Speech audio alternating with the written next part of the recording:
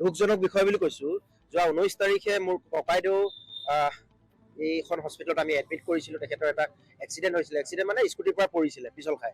স্কুটিৰ পৰা পৰাৰ পিছত তেখেতৰ আমি আহি হস্পিটেলত এডমিট কৰিলোঁ আৰু তেখেতৰ আমি সকলো ৰিপৰ্ট কৰিলোঁ।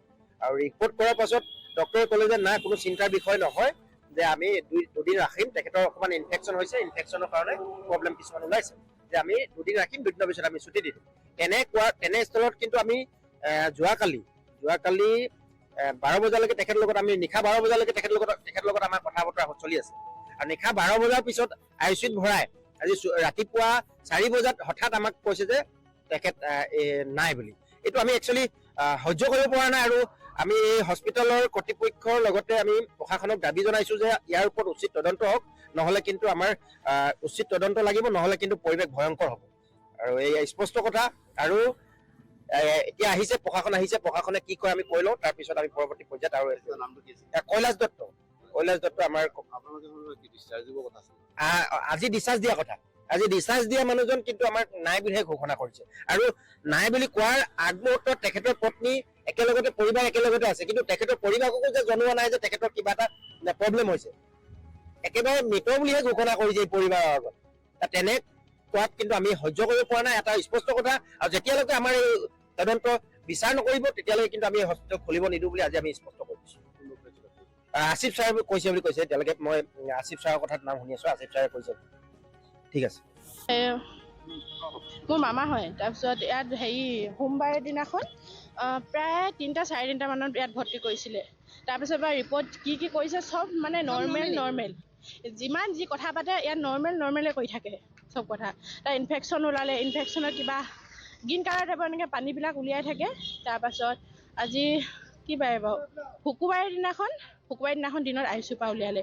সেইদিনাখন মই আহিছোঁ, থাকিবলৈ আহিছোঁ। ভাল ধুনীয়াকৈ পানী খাওঁ কৈ থাকে। তাৰপিছত পানীটো মানে দিবলৈ ইমান কোৱা নাই, অলপ দিছে। তাৰপিছত মই দেওবাৰৰ দিনাখন আহিছোঁ, খোজ কাঢ়িছে ধুনীয়াকৈ। তাৰপিছত কালি মই অহা কথা আছিলোঁ। আমি ফোনত খবৰ লৈ আছোঁ, তেওঁ ভাল পাইছে, ছুটি দিব সেনেকৈ বুলি কৈছে। আৰু কালি ৰাতি হঠাতে কৈছে যে উশাহ ল'বলৈ অলপ কষ্ট হৈছে। আৰু ৰাতি 11 বজালৈকে ভাল।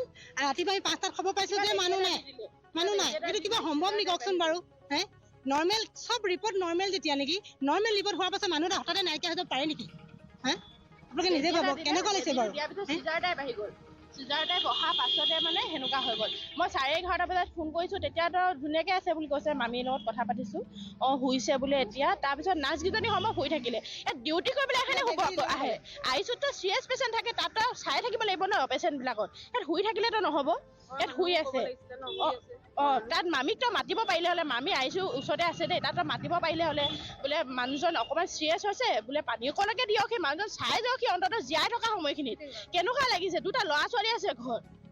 এতিয়া আমি যেতিয়া আহি পালোঁ ৰাতিপুৱা, আমি যেতিয়া বাইদেউক খবৰ লৈছোঁ যে কি হ'ল, তেওঁ কৈছে যে ৰাতি 11 বজাত মই এবাৰ চাবলৈ গ'লোঁ। তাৰপৰা তেওঁলোকে হেনো ICUত দৰ্জা লগাই দিয়ে। এটা পেচেণ্ট যেতিয়া নিজৰ মানুহ এটা পেচেণ্ট হৈ পৰি থাকে ICU বেডত, তেতিয়া দৰ্জাখন কিয় লগাৰ কি প্ৰয়োজন আছে? সেই মানুহগৰাকীয়ে লাষ্ট মুহূৰ্তত মানুহজনক পানী এটোপা দিব নাপালে। তেতিয়াহ'লে ইমান দামী হস্পিটেলত ৰাখি কি লাভ হ'ল? আমিতো প্ৰাইভেটত কেলৈ আনো? মেডিকেলত কামবোৰ লেজি বা কিবা কাৰণে তেনেকুৱাবোৰ কয় কাৰণে মানুহে মানুহটোক বচাওঁ বুলি আমি এইবোৰ হস্পিটেললৈ আনো। যদি এনেকুৱা পৰিস্থিতি হয়, তেতিয়াহ'লে আমাৰ আস্থা ক'ত থাকিব কওক? আমাক ন্যায় লাগে, মুঠতে আমাক ন্যায় লাগিবই। আমি এনেকৈ নিদিওঁ।